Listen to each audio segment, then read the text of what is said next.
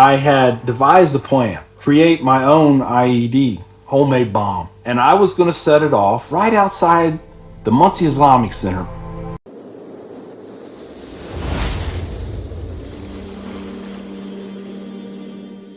Assalamu alaikum, welcome back. I'm Amna. Today I will react to an interesting video called I Wanted to Kill Muslims, Now I Am One. So this man is a former US Marine. His name is Richard McKinney. So without further ado, let's start.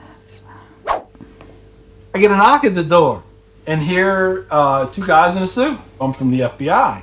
The first thing I have to say is, what took you guys so long? I told them the truth. I was going to make my own IED, and I was going to set across the Islamic Center over in a bank's parking lot, and I was going to dial it in and just watch the show. Growing up, I saw a movie and it was Rambo. Rambo was tough, respected. He had intestinal fortitude. I said, that's what I want to do. I went off and joined the Marine Corps. I wanted the action. The first time I got shot at, I remember looking at my watch and I says, man, this time last year I was in English class. I fought several times in the Middle East, Desert Shield, Desert Storm, South America, Philippines, Somalia. I think the worst things that I have seen is dead children. I had to suck it up. I had to be there for my guys. Yeah, it's terrible. Each one of those teardrops stands for a confirmed kill. I stopped adding after 26. Where I was taught, Marine Corps, just own it and then let it go. But there comes a time when there's too much of that and you can't turn it off anymore. I want you to give me a window into your state of mind at that time.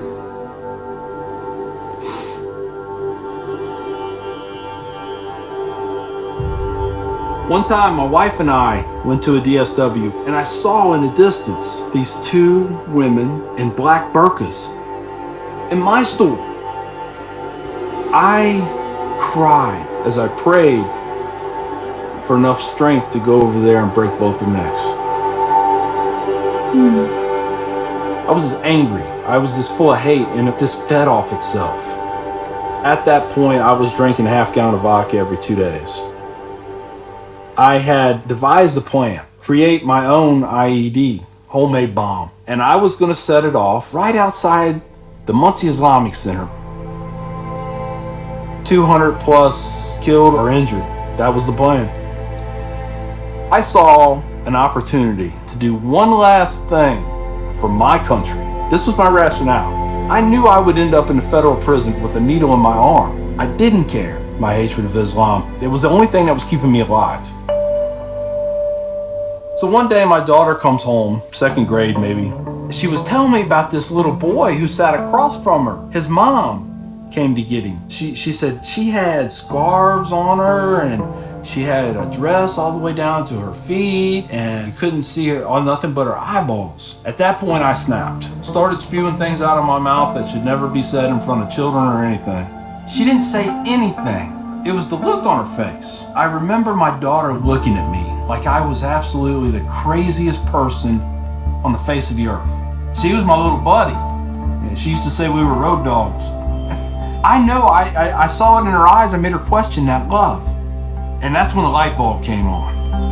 I decided to give the people of this community one more chance. So I went to the Islamic Center, see a gentleman in the shoe room taking off his shoes. He looks at me and he smiles. He said, can I help you? And I said, yeah, I want you to teach me about Islam. So he went and he gave me a Quran. Read this, come back when you have questions. So I did. And I would see things in the book. I'd be like, there it is. I got him right there. Explain that to me. And they would. This was a kind of awakening. Long story short, 8 weeks after that first day I stepped into the Islamic Center, I became a Muslim.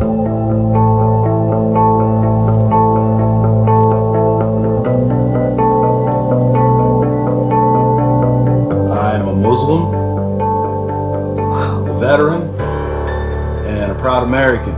I had learned that I was completely wrong about everything that I felt. You know, Judaism had a message, Christianity had a message, Islam had a message. Funny thing is, though, it was the same message. I'm About peace, impressed. it was about love. Please join me in welcoming Mr. McKinney. My big thing is now to stop the hate. Nothing good has ever come out of hatred. I've done too many things. I've hurt a lot of people. I have to live with that. But if I can stop somebody else on the path of non-forgiveness, I won.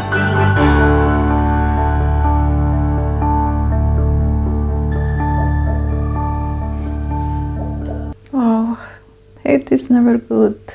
It's not good to have hatred inside you. Not good for people around you, not good for yourself.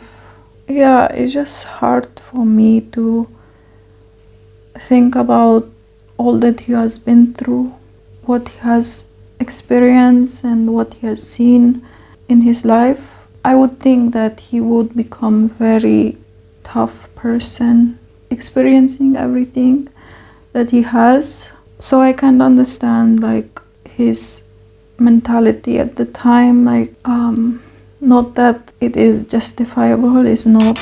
These stories are just amazing because it just shows that Allah can guide anyone. I love to see people change for the better, like completely change, like this man. He is like a completely new person. He seems so loving now, actually. He doesn't seem like a hateful person. He seems like a very good man if I look at him now. And I can't even imagine like he was like this before and he was planning to kill Muslims and he was planning to put a bomb inside the mosque. I can't really imagine what goes through people's minds when they are like planning these kind of things. All I can think of is just that they have so much hatred within themselves, and the way he got like triggered seeing women fully covered. And it's really sad. It's sad that this is even happening in today's time, that there are still people who are like this. But this is very motivational for me to see that people can change.